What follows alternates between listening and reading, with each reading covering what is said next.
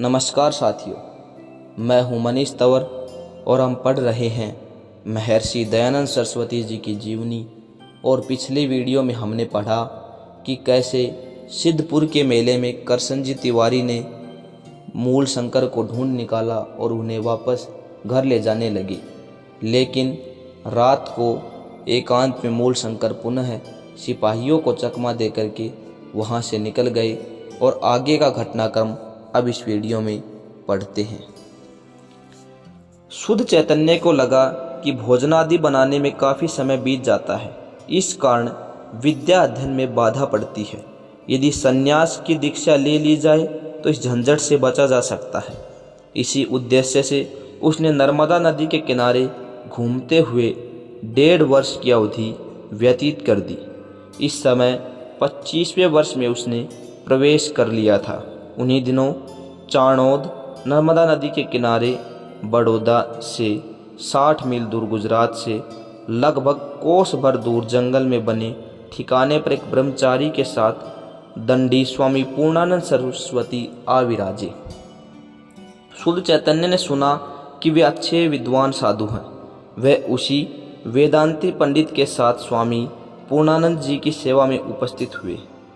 उनसे शास्त्र चर्चा की और संतुष्ट हुआ तथा उन्हीं से संन्यास लेने का निर्णय कर शुद्ध चैतन्य ने संन्यास के लिए निवेदन किया।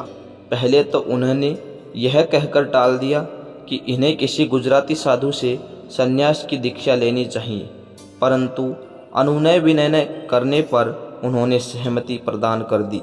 विधिवत उसी ठिकाने पर शुद्ध चैतन्य को दंडी स्वामी पूर्णानंद जी ने संन्यास की दीक्षा देकर दयानंद सरस्वती नाम दिया। वे प्रसन्न थे। अब दयानंद सरस्वती भोजन आदि बनाने के झंझट से मुक्त हो गए थे। विद्या अध्ययन में लग गए।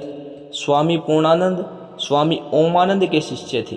कालांतर में स्वामी दयानंद के गुरु दंडी स्वामी विरजानंद जी बने, जो इन्हीं पूर्णानंद जी के शिष्य थे।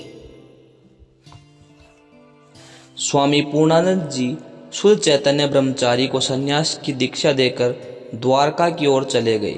सन्यासी दयानंद कुछ समय और चाणोद में ही ठहरकर योग साधना सीखने और शास्त्राध्ययन में लगे रहे। वे अपना एक क्षण भी व्यर्थ नहीं गंवाते थे। स्वामी दयानंद ज्यों-ज्यों योग साधना और शास्त्राध्ययन करते त्यों-त्यों उनकी ज्ञानार्जन की प्यास और बढ़ती जाती।